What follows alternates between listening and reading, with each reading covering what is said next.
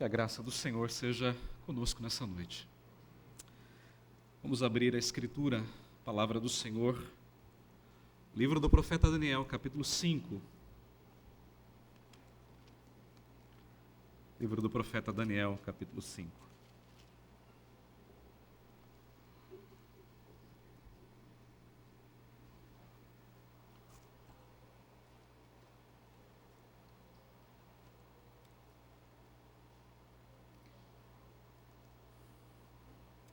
Vamos falar com Deus mais uma vez.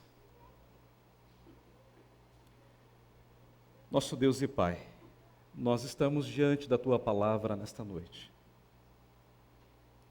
Palavra que é inspirada, palavra que é inerrante e infalível. Palavra que falou, palavra que fala e que continuará falando a cada coração.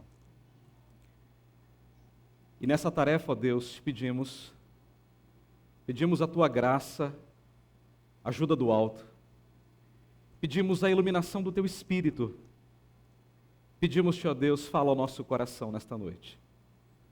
Usa, Senhor, o Teu servo, para que ele seja fiel à Tua palavra, e para que ele seja, ó Deus, prático naquilo que haverá de proferir. Abençoa, Senhor, a Tua igreja, e glorificado seja o Teu nome, através da Tua palavra pregada. É o que nós te pedimos em nome de Jesus. Amém. Você já participou de uma festa, ou ouviu falar de uma festa que terminou mal? Talvez um grande banquete, uma coisa assim espetacular, e o final foi trágico? Já ouviu?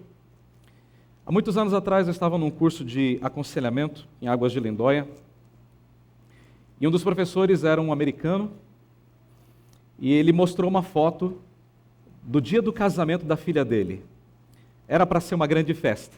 Era um lugar lindo, uma espécie de um acampamento, e as mesas arrumadas, tudo muito bem enfeitado, a mesa com bolo, buffet.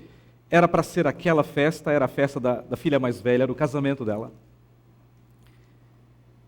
Poucas horas depois do casamento ter se iniciado, uma grande nuvem se formou, o céu ficou escuro, e uma tempestade muito forte veio sobre aquele lugar. Choveu muito, os ventos foram muito fortes. E aquela festa, que era para ser um dia de muita alegria, terminou como uma grande tragédia. As pessoas corriam em busca de um abrigo, elas estavam nervosas. Foi trágico o final de um belo início.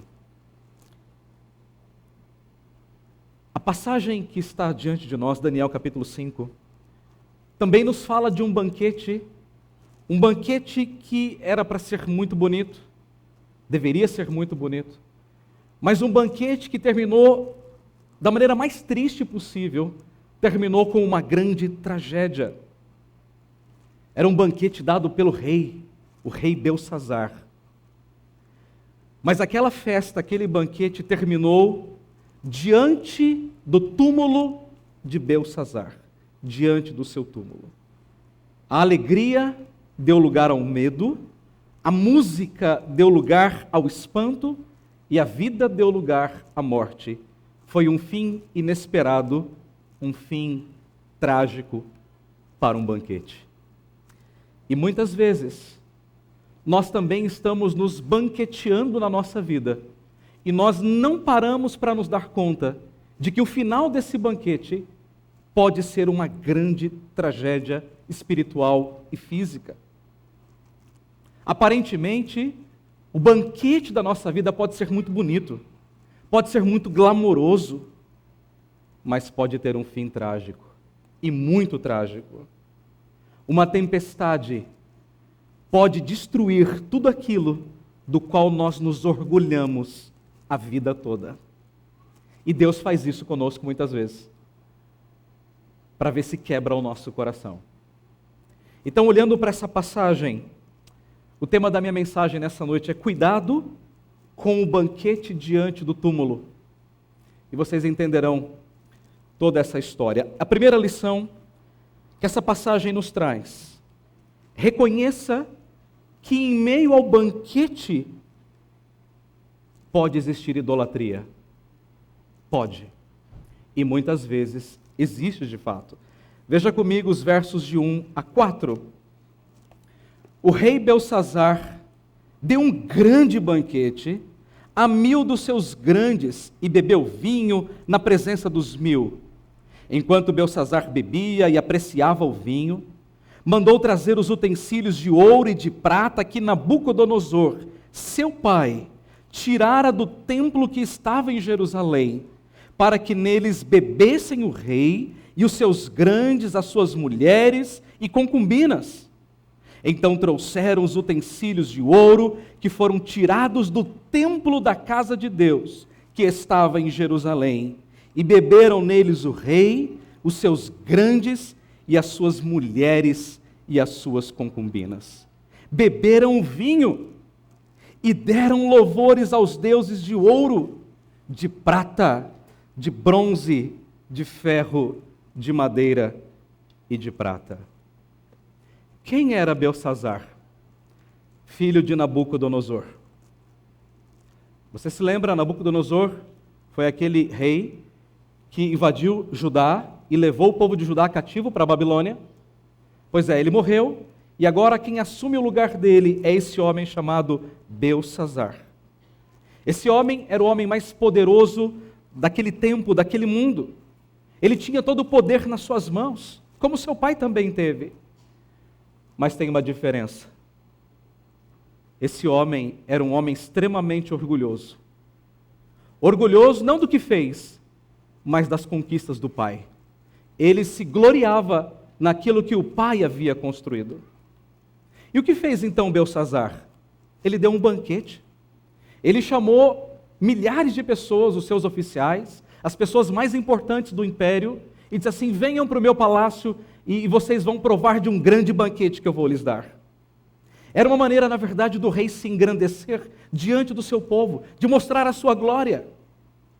Esses banquetes eram muito comuns naquela época, os reis faziam isso, chamavam as principais pessoas e mostravam muitas vezes a sua riqueza, o seu ouro, a sua prata, mostravam o seu palácio. Era uma maneira de se engrandecer e de engrandecer os seus próprios ídolos, os seus falsos deuses. Mas tinha um problema. Esse tipo de banquete era um banquete de orgias, de bebedeira, de todo tipo de embriaguez, dissolução.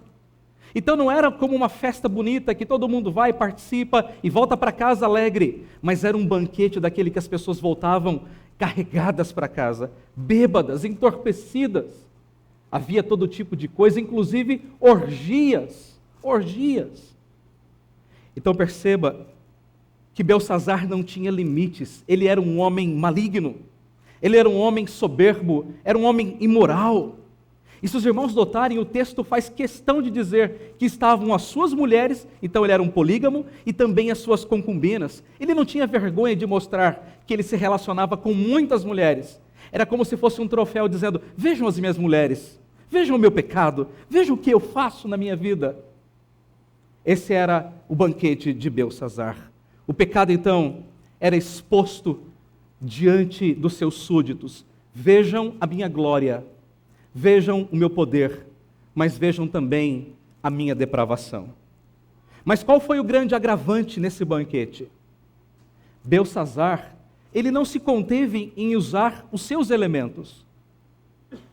Ele chamou um oficial e disse assim: tragam os utensílios da casa de Deus. Você se lembra que Nabucodonosor, quando invadiu Jerusalém, ele saqueou o templo e ele pegou todos aqueles utensílios e levou para a Babilônia. Mas Nabucodonosor nunca teve coragem, nunca teve a ousadia de sequer usar um daqueles utensílios. Mas Beltsazar o fez. Ele tomou os vasos, ele tomou as taças, os utensílios do templo e disse assim: vamos agora tomar vinho nessas coisas aqui. Eles usaram aqueles objetos sagrados para a sua própria glória. E o texto diz que se não bastasse, usando aqueles objetos do templo, eles deram glória e louvores aos falsos deuses de ouro, de prata, de bronze, de ferro, de pedra e de madeira. Eles profanaram, eles brincaram, eles zombaram com as coisas de Deus. Ou como disse um grande pregador, eles escarneceram o sagrado e exaltaram o profano. Mas a grande questão, irmãos, era a motivação de Beltsazar. Por que ele fez isso que fez? Por quê? Porque ele era um homem idólatra. E como idólatra, ele era um homem orgulhoso, cheio de si mesmo, ensimesmado, jactancioso, arrogante. Ele achava que ele era o centro do mundo. Ele se achava o homem mais importante, o homem intocável. Ele se achava o centro de todas as coisas. Então isso nos lembra que a idolatria nos leva para um banquete, mas para um banquete de miséria, de corrupção espiritual e de corrupção moral. Muitas vezes, os homens brincam com as coisas de Deus, achando que Deus simplesmente não vê, achando que Deus está lá inerte, que Deus não pode fazer nada. Eles agem como se Deus não se importasse com o seu pecado. Eles pensam que podem viver à margem da ira e da santidade de Deus, mas não podem. Mas sabe qual é o mais triste nessa história? O mais triste é que Beltsazar, ele seguiu justamente o caminho contrário do seu pai. Nabucodonosor, ele era um homem idólatra, sim, era um homem orgulhoso, jactancioso. Mas quando o coração dele se levantou de tal maneira, o que é que Deus fez? Deus humilhou o coração de Nabucodonosor. Deus o fez literalmente pastar com os animais. Ele se transformou numa besta, num animal. Ele comia capim com os animais, tomava sereno da noite. Os seus pelos cresceram como penas, as suas unhas como de aves. Deus humilhou Nabucodonosor. E o texto bíblico diz assim: e então Nabucodonosor levantou os olhos aos céus e deu toda a glória e toda a honra e reconheceu que Deus é o único Deus. Então percebo, irmãos, que Beltsazar, ele viu tudo isso, ele era filho de Nabucodonosor. Ele conheceu Daniel, ele conheceu os amigos de Daniel, ele viu o que Deus fez, especialmente na vida do seu pai. Ele viu a glória de Nabucodonosor, ele viu a humilhação que Deus provocou em Nabucodonosor, e ele viu como Deus restaurou o coração de Nabucodonosor. Ele viu todas essas coisas. Mas qual foi o problema de Beltsazar? Apesar de ter visto tudo isso, ele não aprendeu a lição. Ele não se quebrantou diante de Deus. Ele não se humilhou diante de Deus. Então o coração dele foi completamente, diametralmente oposto ao coração de seu pai. Esse é o grande ponto do texto. Ele tinha tudo para ser um homem como seu pai, mas não foi. E assim como Beltsazar, a idolatria do nosso coração muitas vezes nos cega. Muitas vezes tira a nossa razão, tira o nosso bom senso e nos leva a viver como nós queremos. Muitas vezes, nós usamos as coisas de Deus para cometer os nossos próprios pecados. Portanto, nós precisamos tomar muito cuidado, irmãos, para que a idolatria não tome conta do nosso coração, para que nós não venhamos a zombar das coisas de Deus. Um certo autor disse que se nós continuarmos seguindo por esse caminho da idolatria, o nosso destino é tão merecido quanto certo. E não nos faltam exemplos nas Escrituras, irmãos, de quantas pessoas viveram na sua idolatria. Eu posso dar alguns. Raquel, quando saiu da casa do seu pai, pegou uns ídolozinhos, escondeu ali, achando que aqueles ídolos pudessem trazer felicidade e alegria para o seu casamento. E quando ela percebeu que não podia ser mãe, ela clamou aqueles ídolos. E ela era tão idólatra que ela chegou ao ponto de dizer assim: dá-me filhos, senão morrerei. Sabe como Raquel morreu? Dando filhos. Por causa da idolatria do seu coração, ela se tornou uma idólatra. A idolatria a levou à morte. Sansão foi outro, que se apaixonou por uma mulher que não era do povo de Deus, e a mãe disse: não faça isso, não faça isso. Mas ele o fez, e ele foi traído, e por conta disso ele morreu. A idolatria nos leva ao pecado, ou a idolatria é pecado e nos leva à morte. Os ídolos nos levam a sofrer. Os ídolos nos levam a pagar um alto preço, muitas vezes até a morte. E a grande verdade, irmãos, é que muitas vezes nós amamos os nossos ídolos. E quando nós amamos um ídolo, nós fazemos aquilo que ele quer, aquilo que ele deseja. Para Raquel, o ídolo era um filho. Para Sansão, o ídolo era uma paixão. Para Ananias e Safira, o ídolo era o dinheiro, e morreram por isso. Mas a pergunta é: qual é o seu ídolo? Qual é o nosso ídolo? Aquele grande pastor chamado João Calvino, grande reformador, ele disse uma coisa muito interessante. Ele disse que o nosso coração é uma fábrica de ídolos. O tempo todo nós fabricamos ídolos, um atrás do outro, e esses ídolos governam o nosso coração. O que é que toma conta do seu coração? Você está disposto a morrer pelo seu ídolo? Ou você está disposto a fazer como Jacó, que pegou os ídolos de Raquel e escondeu debaixo daquela grande árvore? Os enterrou literalmente. Ou você mata os seus ídolos, ou você morrerá por eles, diante de um banquete. Então a primeira lição: cuidado com os ídolos. Beltsazar é um idólatra. Cuidado com os ídolos. A segunda lição: lembre-se que Deus vê todas as coisas. Vejam comigo o versículo 5 até o versículo 9. No mesmo instante, isto é, na medida em que eles tomavam vinho, na medida em que eles estavam ali se confraternizando com toda a sua orgia e pecado, naquele mesmo instante, apareceram os dedos de mão de homem e escreviam defronte do candeeiro, na caidura da parede do palácio real. E o rei via os dedos que estavam escrevendo. Então se mudou o semblante do rei, e os seus pensamentos se turbaram, as juntas dos seus lombos se relaxaram, e os seus joelhos batiam um no outro. O rei ordenou em voz alta que se introduzissem os encantadores, os caldeus e os feiticeiros.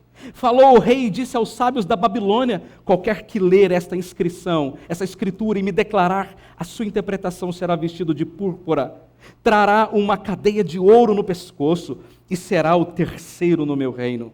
Então entraram todos os sábios do rei, mas não puderam ler a escritura, nem fazer saber ao rei a sua interpretação.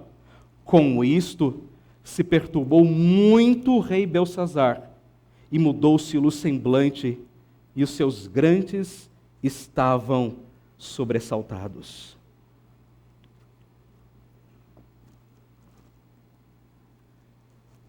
O banquete estava correndo muito bem.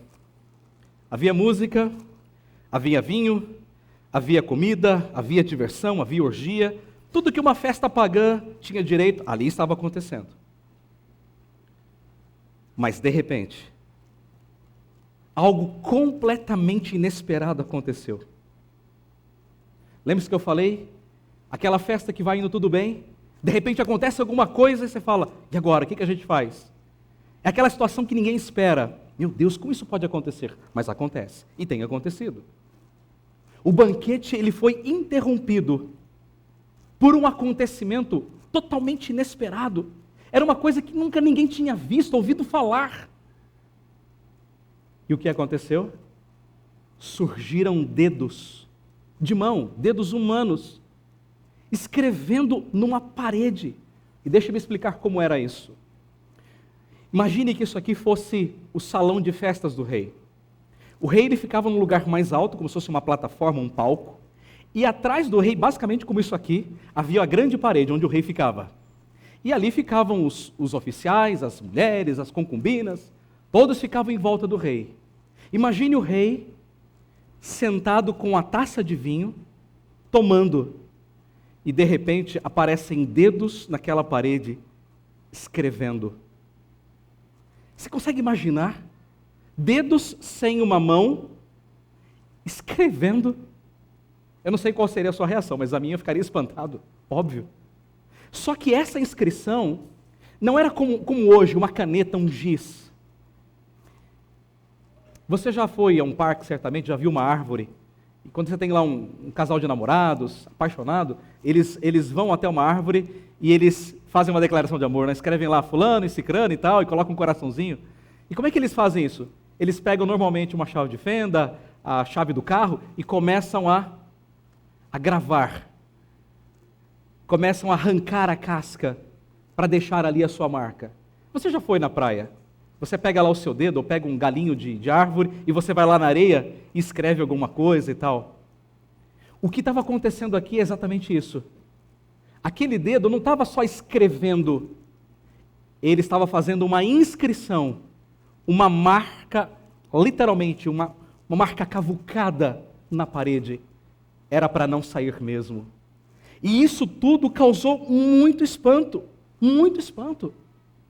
Você imagine dedos aparecendo no meio de uma festa, escrevendo coisas que ninguém sabe na parede, uma coisa extraordinária. E então o texto bíblico diz que quando o rei viu aquilo, ele ficou trêmulo, ele ficou extasiado, ele ficou tomado de temor. Os seus lombos se relaxaram, ele perdeu literalmente o equilíbrio, as suas pernas tremiam. Ele ficou extasiado com aquilo. E não era para menos, qualquer um de nós ficaria. Então o que ele fez? Mandou que entrassem os encantadores, os sábios, e disse assim: olha, qualquer que me dizer o que está escrito aí, me der a interpretação, eu vou coroar e vou tornar o terceiro no meu reino, uma pessoa muito importante. Mas qual é o problema? Ninguém podia descobrir o que ali estava escrito. Não havia ninguém na Babilônia que pudesse decifrar aquele texto. Mas qual é o ponto do texto? O ponto do texto é que Deus estava vendo a vida de Beltsazar. Deus conhecia o coração daquele homem. Deus sabia do orgulho, da idolatria que tomavam conta do coração daquele homem. E quando Deus viu tudo isso, Deus não se calou. Deus foi lá e escreveu. Deus foi lá e inscreveu.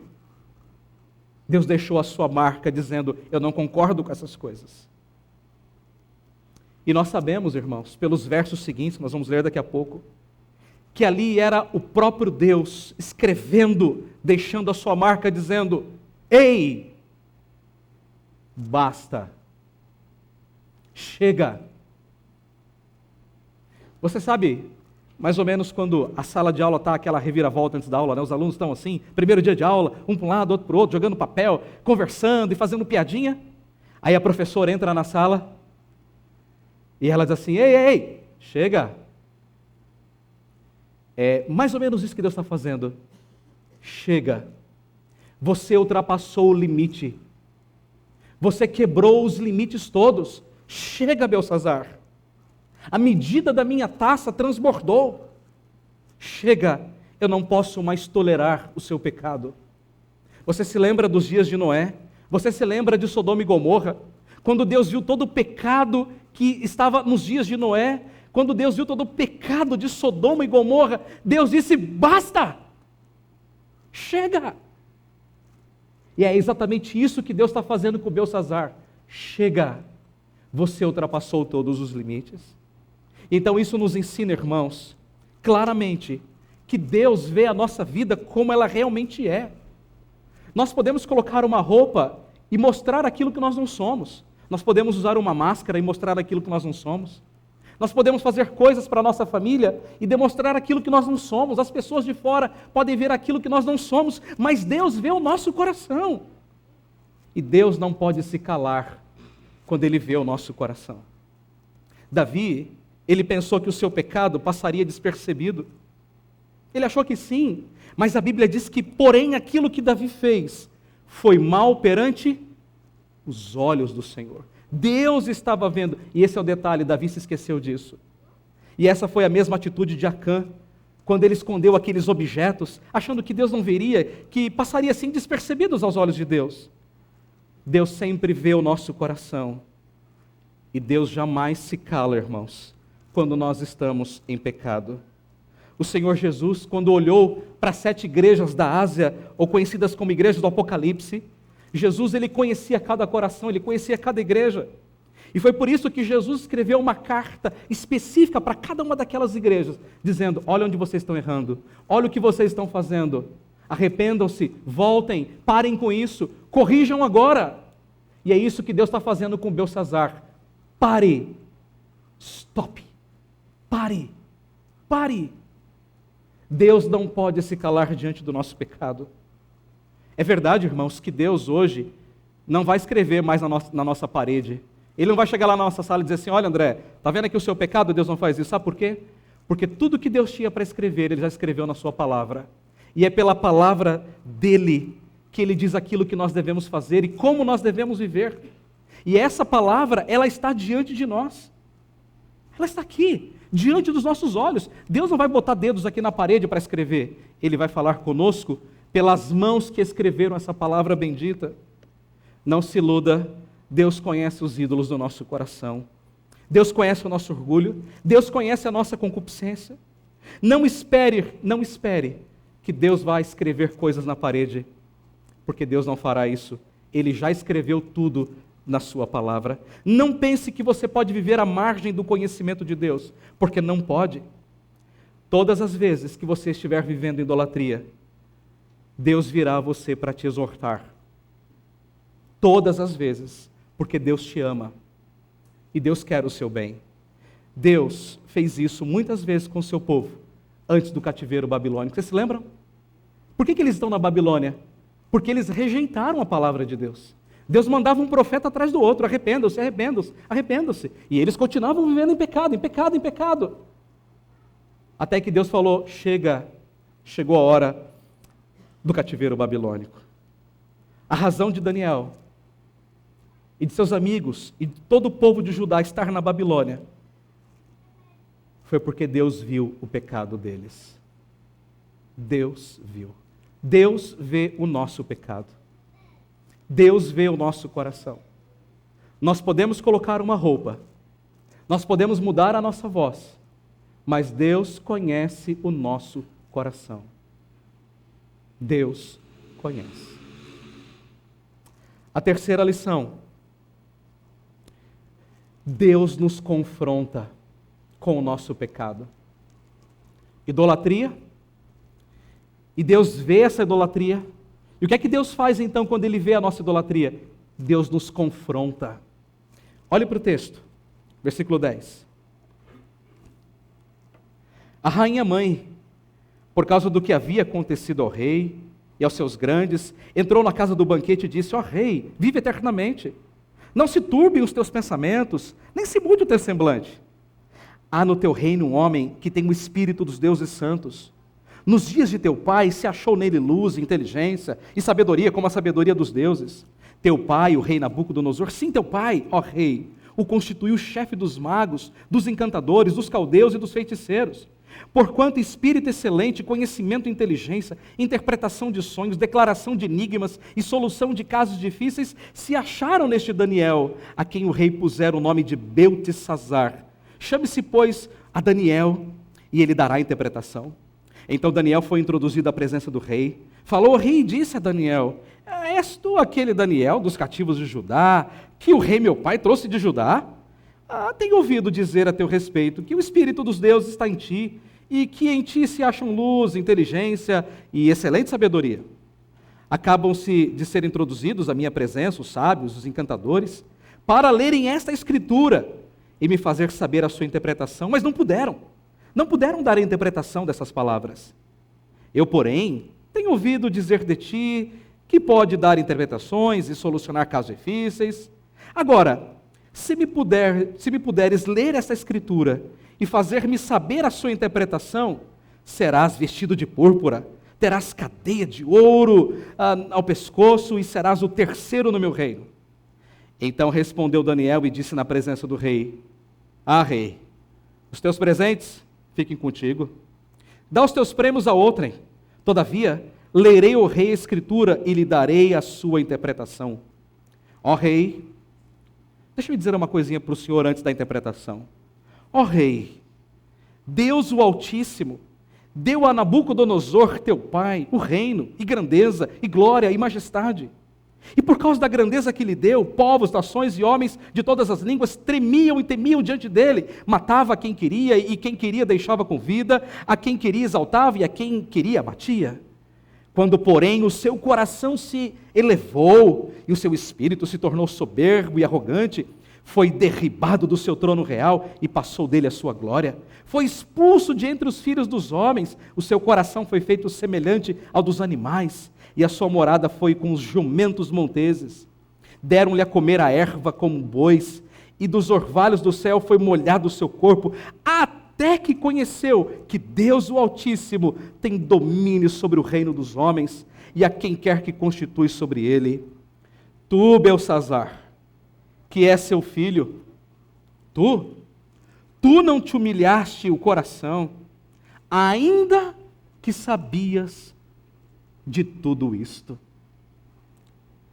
e te levantaste contra o Senhor do céu, pois foram trazidos os utensílios da casa dele perante ti, e tu e os teus grandes e as tuas mulheres e as tuas concubinas bebestes vinho neles. Além disso, deste louvores aos deuses de prata, de ouro, de bronze, de ferro, de madeira e de pedra, que não veem, que não ouvem, que não sabem de nada, mas a Deus em cuja mão está a tua vida, e todos os teus caminhos, a Ele não glorificaste.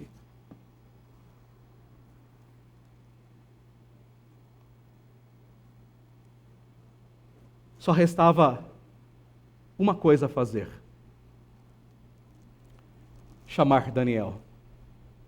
Deve ter sido uma vergonha para o rei, né? A mãe chegando para ele, um rei já com alguma idade, dizendo assim: olha, tem um camarada aí que sabe essas coisas. Ele é bem inteligente. No dia dos seus pais, ele resolvia todos os problemas. Quando o pai sonhava, ele estava lá. Quando o pai tinha uma visão, ele estava lá. Só que o que aconteceu com Daniel nesse tempo? Quando Belsassar subiu ao poder, certamente botou Daniel de escanteio. Esqueça Daniel. Mas a mãe dele chegou e falou assim: tem um homem que resolve esse problema aí. Chame Daniel. E a impressão que a gente tem é que o rei tratou Daniel com certo desdenho. Eu tenho ouvido falar de você. Eu ouvi dizer: você não é aquele que meu pai trouxe lá de Judá, não é? Cativo. Não é você? Perceba o desdém do rei. E Daniel falou assim: sou eu mesmo. E o rei falou assim para ele: se você me der a interpretação, eu te coloco como terceiro do meu reino, e te dou ouro e poder e glória e tudo. O que é que Daniel fez? Nananina não. Pode ficar contigo. Eu não quero os teus louvores, eu não quero a tua glória. E muitas vezes, irmãos, isso nos lembra que o mundo não tem nada para nos oferecer mesmo, porque aquilo que Deus nos dá é muito melhor. Mas perceba que antes de Daniel dar a interpretação, Daniel falou assim: deixa eu te dar uma lição de história, deixa eu te lembrar umas coisinhas aqui que talvez você tenha esquecido. Você lembra do teu pai? Pois é, ele era o homem mais importante, matava quem queria, deixava com vida quem queria, só que ele se orgulhou tanto que Deus o humilhou, até que ele aprendesse que Deus é Deus. Mas só tem um detalhe: você tinha que ter feito o mesmo, mas você não fez. Você se exaltou diante de Deus. E pior, você ultrapassou o limite. Você foi além do limite. Você usou as coisas sagradas para fazer a tua festa pagã de orgias. Você perdeu o juízo, Belsassar. Você preferiu adorar os falsos deuses da Babilônia a adorar o Deus Criador dos céus e da terra. Percebam a coragem de Daniel, confrontando o rei, botando o dedo lá e dizendo assim: está vendo o que é que você fez? Mas tá bom, eu vou dar para você a interpretação. E daqui a pouco a gente vai ver isso. Mas isso nos ensina que antes de Deus pesar a sua mão sobre nós, Deus nos confronta com o nosso pecado. Deus nos coloca diante do nosso pecado e Deus expõe a nossa vergonha, a nossa idolatria e a nossa miséria. Mas você sabe qual é o agravante disso tudo? O agravante é que Belsassar, ele viu tudo aquilo que Deus havia feito na vida do pai dele. Mas ele não se dobrou, ele não deu glória a Deus. Isso nos ensina, irmãos, que muitas vezes nós temos visto os feitos de Deus na vida de outras pessoas, na nossa própria vida, e nós continuamos com o nosso coração endurecido e orgulhoso diante de Deus. Davi foi assim. Davi teve que ser confrontado por Natã para ter o seu coração quebrado e arrependido diante de Deus. Mas o ponto é, irmãos, Deus sempre está nos confrontando por meio da sua palavra. Constantemente Deus está dizendo: pare, veja a sua vida. Veja a sua vida. É isso que Deus está fazendo com Belsassar, confrontando com a sua idolatria. Pare. Meus irmãos, Nabucodonosor aprendeu a lição da pior maneira, foi humilhado. O seu filho poderia ter aprendido a lição da maneira mais fácil, pelo exemplo, mas ele não fez. Ele foi testando a paciência de Deus até o seu limite máximo. Hoje, a palavra de Deus também nos confronta, dizendo: humilhe-se diante de Deus, arrependa-se dos seus pecados, busque o Senhor e seja salvo. Hebreus capítulo 3, repete 3 vezes a mesma expressão: hoje, agora, se ouvirdes a sua voz, não endureçais o vosso coração. Hoje, se ouvirdes a sua voz, hoje, se ouvirdes a sua voz, hoje, se ouvirdes a sua voz, não endureçais o vosso coração. Deus está nos confrontando com o nosso pecado para trabalhar em nós, para quebrar o nosso coração. Você consegue entender isso? Quando Deus nos ama, Deus não nos permite viver em pecado, jamais, jamais. Deus vai fazer de tudo para quebrar o nosso coração e nos fazer de novo. Perceba o texto: idolatria. Então Deus vê a idolatria, e agora Deus vem e confronta a idolatria. E o último passo desse texto para nós encerrarmos. A última lição: esteja certo da justiça de Deus.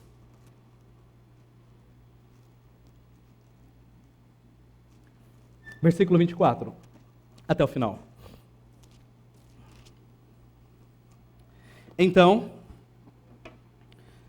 da parte dele foi enviada aquela mão, da parte de Deus, que traçou esta escritura. Esta, pois, é a escritura que se traçou: Mene, Mene, Tekel e Parsim. Esta é a interpretação daquilo. Mene, contou Deus o teu reino e deu cabo dele. Tekel, pesado foste na balança e achado em falta. Pérez, dividido foi o teu reino e dado aos medos e aos persas. Então mandou Belsassar que vestissem Daniel de púrpura e lhe pusessem cadeia de ouro ao pescoço e proclamassem que passaria a ser o terceiro no governo do seu reino. Como se Daniel quisesse isso, né? Ele não queria, nunca quis. Agora note: naquela mesma noite foi morto Belsassar, rei dos caldeus. E Dario, o Medo, com cerca de 62 anos, se apoderou do seu reino.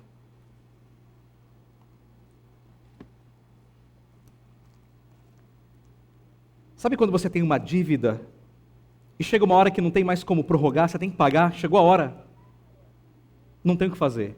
Ou você paga e ponto final. Chegou a hora de Belsassar pagar a sua dívida. Era o acerto de contas. E Daniel, então, olha para aquela escritura e diz assim: eu vou te dar o significado. Dessas 4 palavras, eram 4 palavras: Mene, Mene, Tekel e Parsim. Essas 4 palavras significam simplesmente contado, contado, pesado e dividido. Ou se você preferir, medido, medido, pesado e dividido. Exatamente isso. Daniel aqui deu a interpretação em língua aramaica. E esse é o significado. Aliás, é isso que estava escrito. Mas agora Daniel vai dar, de fato, o significado de tudo aquilo. Mene, Mene. Repetição. É como se Deus estivesse dizendo: os teus dias estão contados, rei. Chegou ao fim. Esse é o limite. Ponto. Você foi medido. Chegou no ponto final. Ponto. Terminou o seu reinado. Mene, Mene. Medido, medido. Tekel. Deus colocou a sua vida na balança. Deus considerou o que você fez ao longo da sua vida. Você teve a oportunidade de se arrepender. Você teve a oportunidade de seguir o caminho do seu pai, mas você não fez. E quando Deus colocou a sua vida na balança dele, você foi encontrado em falta. Vou te dar um exemplo. Sabe quando você vai ao mercado, ou à feira, em qualquer lugar, e compra alguma coisa? Aí você fala assim, mas isso aqui parece que tem menos do que realmente eu comprei, do que está na etiqueta. Já teve essa experiência? É ruim, não é? Aí você fica, eu peso ou não peso? Peso ou não peso? Já aconteceu comigo, e eu pesei. Numa ocasião, eu estava errado, era o peso mesmo, foi uma impressão minha, mas na outra eu estava certo. Tinha mais ou menos 100 e poucos gramas a menos do que aquilo que eu paguei. E eu fui de fato falar com o gerente, falou, isso aqui está errado, não pode assim. Mas qual é o seu sentimento quando você paga por uma coisa e não tem? Não é um sentimento de injustiça? O que Deus está dizendo aqui, através de Daniel, eu coloquei a sua vida na balança, e quando eu pesei, eu percebi que está faltando. De um lado a minha justiça, do outro lado as suas obras. E quando eu botei isso na balança, eu percebi que não teve jeito. A balança não se equilibrou. Você não estava na altura da minha justiça. É isso que Daniel está dizendo para ele. As suas obras não valem nada. Você não está à altura do padrão de Deus. E isso nos lembra que haverá um dia, irmãos, em que Deus haverá de pesar cada um de nós. Ele vai botar na balança espiritual as nossas obras, cada uma delas. Cada uma delas. A nossa vida não passará despercebida. Na igreja, na sociedade, a nossa vida pode passar despercebida. Você pode viver como se ninguém te visse. Mas no dia do juízo, não. Cada um de nós vai comparecer diante do tribunal e Deus vai pesar a nossa vida. Deus vai pesar tudo aquilo que nós fizemos. Mas tem uma última palavra. Parsim, ou peres, que é uma tradução do hebraico. Dividido, medido, pesado e dividido. O que Deus estava dizendo você perdeu o reino, Beltsazar. Ele vai ser dividido para os medos e os persas. Mas sabe o que é pior? Beltsazar, ele não perdeu só o reino físico. Ele perdeu o reino espiritual. É isso que é pior. Ele poderia ter seguido o mesmo caminho do pai, mas ele não fez. Ele preferiu seguir a idolatria do seu próprio coração. E um coração idólatra nos leva à morte. Agora note que enquanto Beltsazar celebrava uma festa, a si próprio, eles estavam lá se banqueteando, tomando vinho, comendo, se prostituindo e fazendo tudo de errado, ele não sabia que os medos e persas estavam marchando. E o exército nem era tão grande assim, mas era um exército forte. E eles estavam marchando em direção à Babilônia. E quando ele se deu conta, o exército já estava nos muros, invadiu a cidade, invadiu o palácio e ponto final. Não é isso que o texto diz? Naquela noite, morreu Beltsazar. O reino passou a outro, a Dario, o imperador dos medos. Isso nos ensina, irmãos, que a justiça de Deus, ela chegará um dia. Ela pode ser agora, ela pode ser amanhã, podemos ter a sensação de que vem rápido demais, ou podemos ter a sensação de que está devagar demais, mas a justiça de Deus chegará para todos nós. Naquele dia, cada um de nós dará conta a Deus daquilo que fez com a sua vida.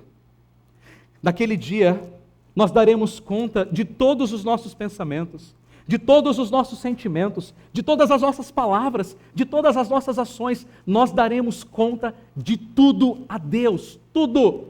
Deus vai abrir o seu livro e Deus vai nos confrontar com tudo aquilo que nós fizemos, de bom e de ruim. Mas aquilo que você fez de bom não vale nada, porque está manchado pelo pecado, evidentemente. Você tem consciência disso? Haverá um dia em que você vai acertar contas com Deus. Chega um dia que não dá mais para prorrogar, não dá mais para postergar. É o dia da volta de Cristo. E Ele vai chamar cada um de nós para acertar contas com Ele. Você consegue entender a gravidade disso? Isso é muito sério. Isso é uma questão espiritual, uma questão de vida ou morte. Não dá para chegar como a gente faz diante de alguém que está nos cobrando e falar assim, me dá mais uma chance, divide aí, vamos fazer aqui uma conta e tal. O banco te chama para negociar e ele tira aquele monte de juros e fala assim, olha, o restante aqui você paga em 10 prestações e tal. Não vai dar para fazer isso, irmãos. Não há essa opção espiritual. Deus vai nos pesar. cada um de nós. Deixa-me concluir o sermão e chegar a um ponto para amarrar isso tudo. Note o fluxo do texto. Você tem idolatria acontecendo aqui num banquete. Essa idolatria não passa despercebida porque Deus vê. Deus vê a idolatria. Deus vê aquilo que Deus vê o nosso coração. E por conta disso, Deus vem e nos confronta com a nossa idolatria. E se nós não nos arrependermos, Deus virá com o seu juízo. Haverá um dia de julgamento. Percebeu o fluxo do texto? É isso tudo que o texto está dizendo. Belsassar não sabia. Ele não sabia. Mas ele estava celebrando um banquete diante do seu próprio túmulo. Ele estava. Aquela parede atrás dele, com aquelas letras inscritas, gravadas, grafadas, com letras talvez garrafais, eram a lápide do seu próprio túmulo, dizendo assim: basta! Aqui jaz um homem orgulhoso e que não se arrependeu. Era um banquete diante do seu próprio túmulo. Hoje talvez você não tenha se dado conta, mas pode ser que você esteja vivendo também a sua vida como se ela fosse um grande banquete. Você ignora o juízo de Deus. Você ignora que Deus está vendo todas as coisas. Você brinca com as coisas de Deus. Você se declara cristão. Você se declara um seguidor de Cristo, mas você vive como um pagão idólatra nos banquetes da vida. Você usa as coisas de Deus para a sua autossatisfação, para a sua própria promoção. A pergunta é: que tipo de lápide você quer que Deus prepare para você naquele dia?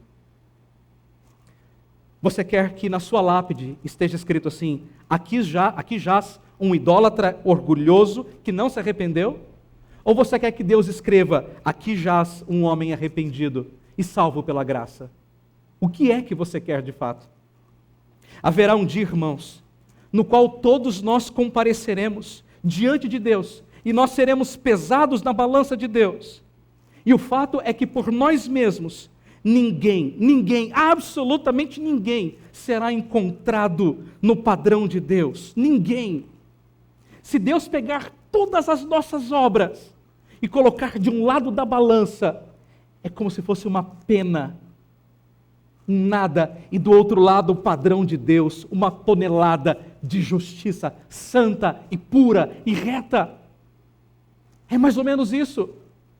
Isso não é desesperador para você, é para mim. Naquele dia, se Deus me colocar na balança, não sobra nada. A balança nem sequer vai fazer assim, ela vai fazer assim, porque todas as minhas obras não valem nada diante da santidade de Deus. Nada, absolutamente nada. Mas eu quero te dar uma esperança nessa noite. Há um homem que foi pesado na balança de Deus. E ele foi encontrado justo. Ele foi medido, pesado, mas não foi dividido, porque o seu reino é eterno.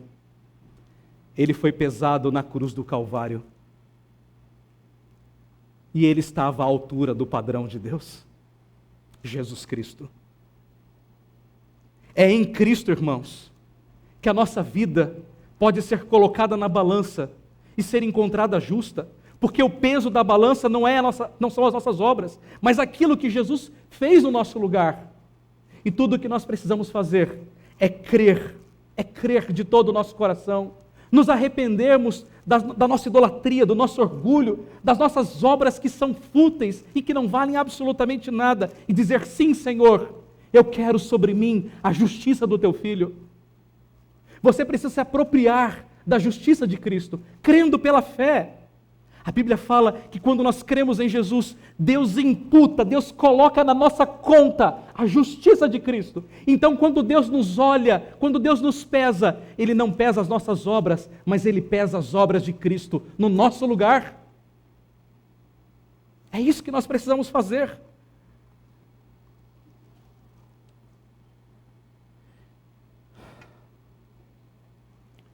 Qual é a lápide que você quer? Aqui jaz um orgulhoso no inferno, ou aqui jaz um pecador arrependido e salvo pela graça? Pare de banquetear diante do seu próprio túmulo. Participe do banquete da graça de Cristo. O banquete de Cristo nos traz alegria eterna. A comida que Cristo nos dá sacia a nossa alma. A música celestial enche e preenche o nosso coração, porque o banquete de Cristo é o banquete da graça. Está aqui, sirva-se. Ou você aceita participar do banquete do Salvador, ou você participará do banquete do juízo no inferno.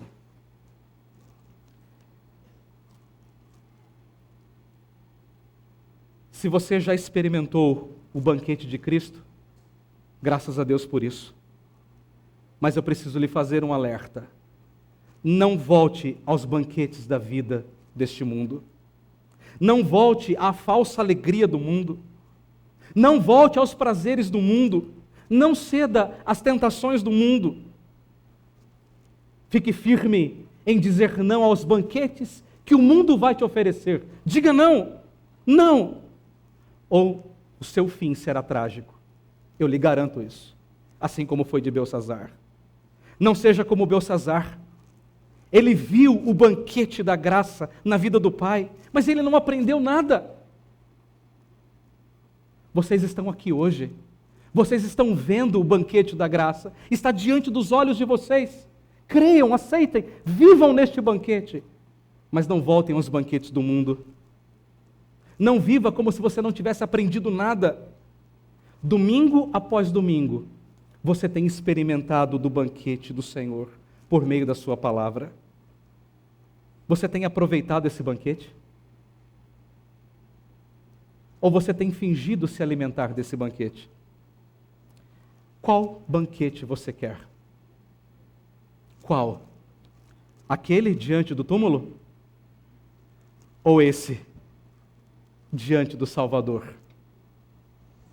Qual você quer? Oremos.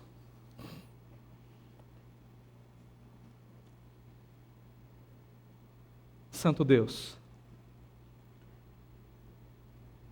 a Tua palavra é clara e ela nos confronta nesta noite. Ela nos confronta. Cada um de nós.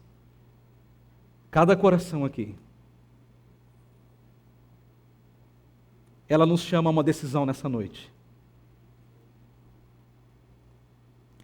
Ela nos chama a decidir de qual banquete nós participaremos. A minha oração, Senhor, nesta noite, e a nossa oração, é que todas as pessoas aqui nessa noite aceitem e recebam pela fé o banquete da graça de Cristo.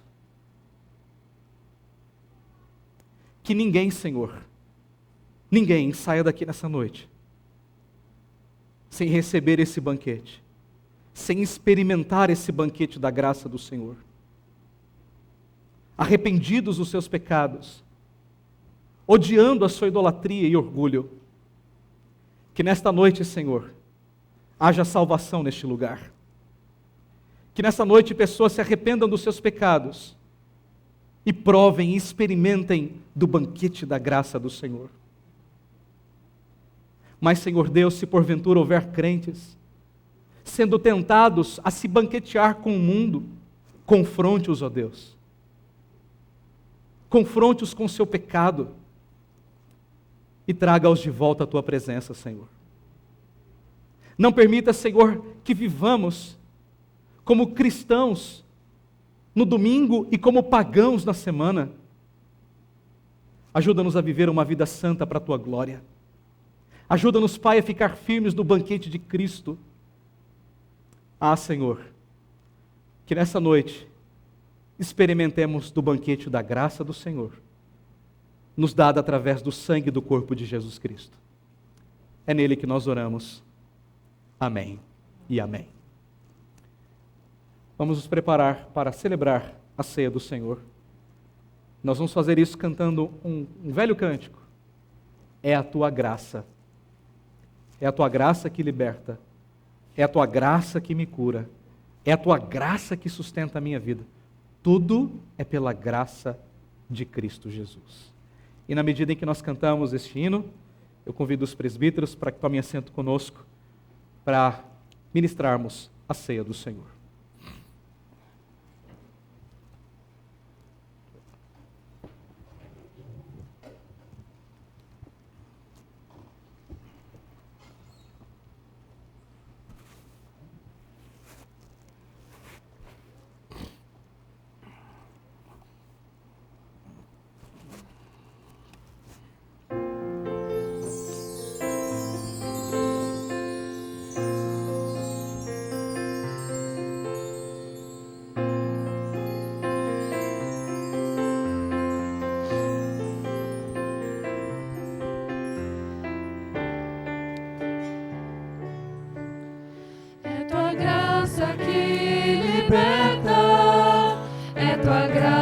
Que me cura, é tua graça que sustenta a minha vida. Por teu sangue tenho acesso à tua graça preciosa. Te louvo, te amo, Jesus. Tua graça que liberta, é tua graça que me cura, é tua graça que sustenta a minha vida. Por teu sangue tenho acesso à tua graça preciosa. Te louvo, te amo, Jesus. Tua graça é melhor que a vida. Tua graça é o que me basta. Favor imerecido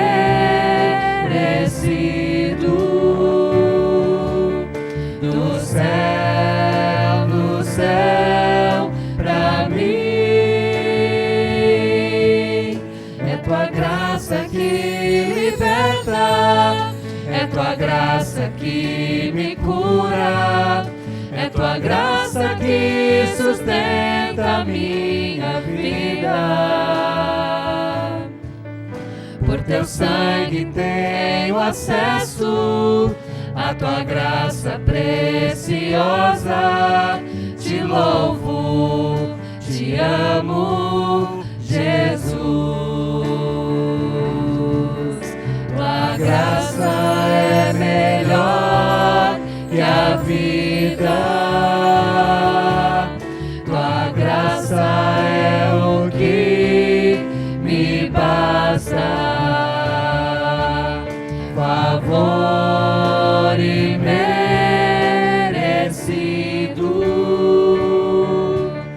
do céu pra mim.